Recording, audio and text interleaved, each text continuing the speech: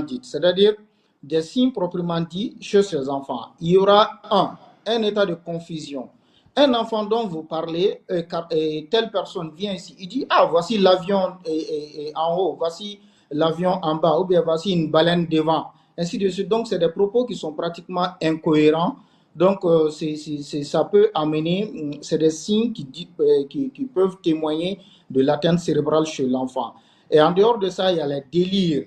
Les enfants, ils peuvent délirer. Délirer, ça veut dire tenir des propos qui sont incoercibles, des propos qui ne sont pas adaptés à l'environnement et au temps. OK? Donc, il peut avoir le coma. L'enfant peut carrément perdre connaissance. Donc, ce coma peut témoigner d'une atteinte du cerveau. Il peut avoir les convulsions, comme les Bambara ont dit en jargon ici, Konoyamine, Adjara. Donc, l'enfant peut avoir des signes de convulsion et ces signes de convulsion peuvent témoigner de l'atteinte cérébrale. Ça veut dire principalement quand il y a des signes qui témoignent qu'il y a une atteinte du système nerveux central, ça prouve que réellement il y a un paludisme grave chez un enfant dont il a été considéré atteint de Plasmodium falciparum. Mais il y a des signes qui peuvent annoncer. C'est ça qu'on appelle des signes annonciateurs, ok?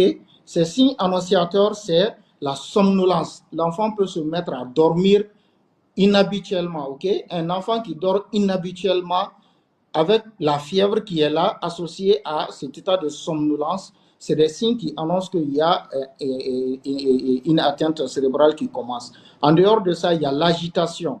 Un enfant qui s'agite, un enfant d'habitude qui est calme, qui joue normalement, mais commence à s'agiter et à faire du n'importe quoi, ça témoigne aussi que c'est des signes annonciateurs de l'atteinte neurologique.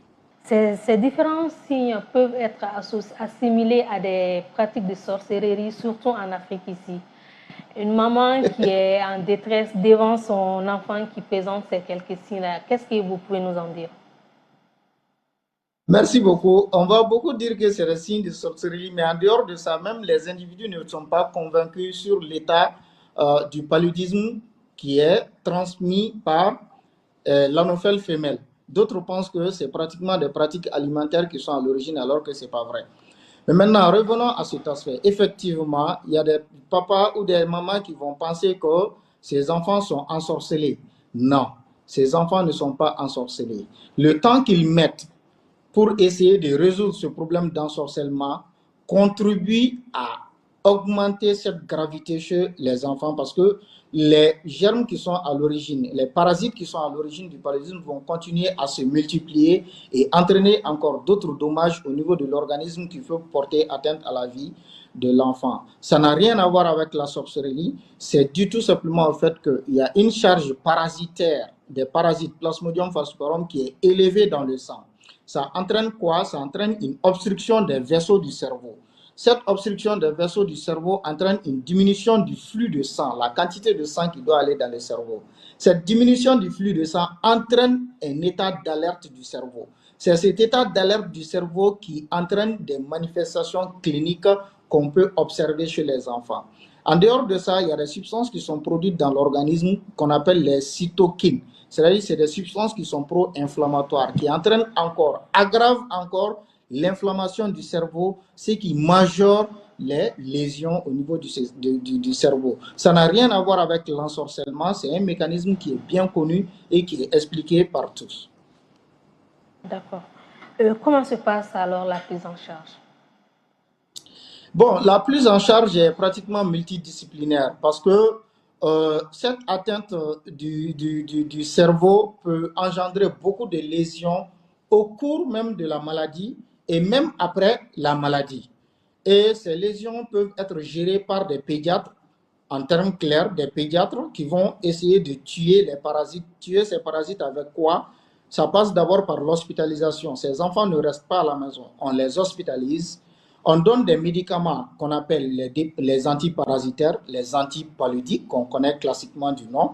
Donc, ces médicaments vont tuer les parasites, ce qui va contribuer à réduire la charge de ces parasites dans le sang et les complications mineures qui peuvent entraîner des atteintes neurologiques.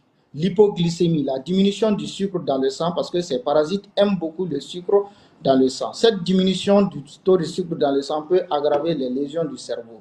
Donc, on va donner beaucoup de substances qui contiennent du sucre et essayer de pallier à la survenue d'autres complications. Mais ça passe d'abord par l'élimination de ces parasites. Maintenant, s'il y a des complications neurologiques graves, il y a ce qu'on appelle les neuropédiatres. Ces neuropédiatres interviennent immédiatement au cours de la maladie et après la maladie, les séquelles qui peuvent survenir, parce qu'en réalité, il peut y avoir des séquelles. Ces séquelles peuvent être l'aphasie, la personne ne va pas parler convenablement, l'ataxie, la personne ne va pas marcher comme il le faut, ou même ne va plus marcher, ou même ne va plus parler, ou même ne va plus voir, et même peut rester comme ça, comme un légume dans les mains de ses parents. Donc, ça nécessite vraiment une prise en charge multidisciplinaire. D'accord. Les complications, on en venait, vous avez déjà touché du doigt ces différentes complications.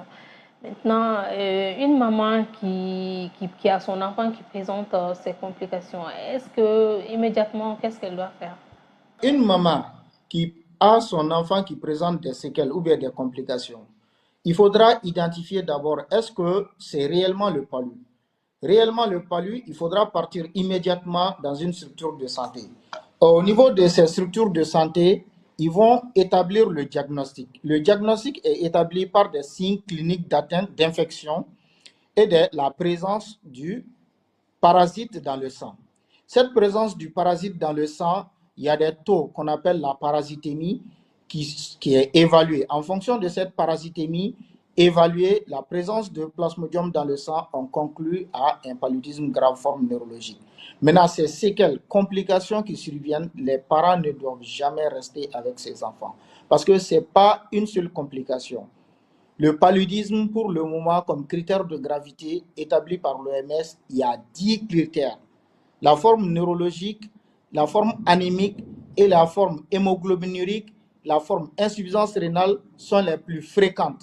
Mais il y a d'autres formes qui peuvent encore porter atteinte à la vie de l'enfant. Ces complications, une fois diagnostiquées chez l'enfant, doivent être prises en charge efficacement pour éviter la survenue de séquelles chez cet enfant.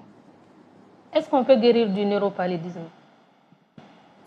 Bien évidemment, madame, on guérit du neuropaludisme, mais qu'à cela ne tienne, il faut un diagnostic précoce, une prise en charge adaptée et associée à d'autres prises en charge symptomatiques liées à cette maladie. D'accord. Docteur, quelles peuvent être les mesures préventives contre cette maladie? Merci beaucoup. Je pense que c'est ça même l'objectif d'un pédiatre. Le pédiatre n'attend pas que la maladie intervienne. Le pédiatre fait tout pour que la maladie ne soit pas.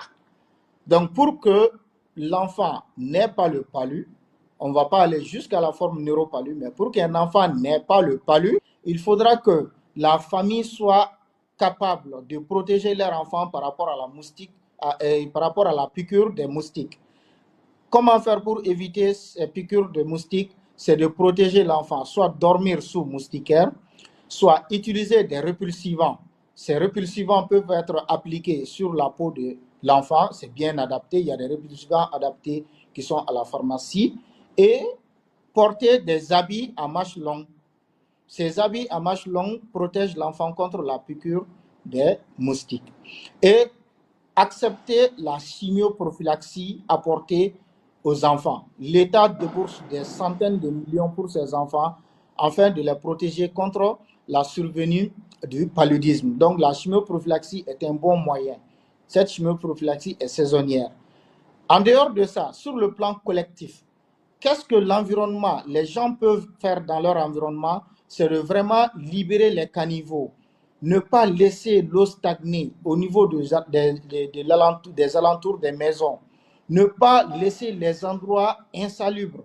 Donc, il faut que la salubrité soit, il faut que les maisons et les quartiers soient pulvérisés par des anti-moustiquaires qu'on appelle les répulsivants. OK? Donc, toutes ces mesures contribuent à diminuer la survenue du paludisme chez les enfants et surtout le neuropaludisme chez ces enfants vulnérables de moins de 5 ans. D'accord. Docteur, est-ce que vous avez un dernier mot, des conseils pratiques? Bon, le dernier mot, je félicite beaucoup la télévision pour pouvoir entamer, pour avoir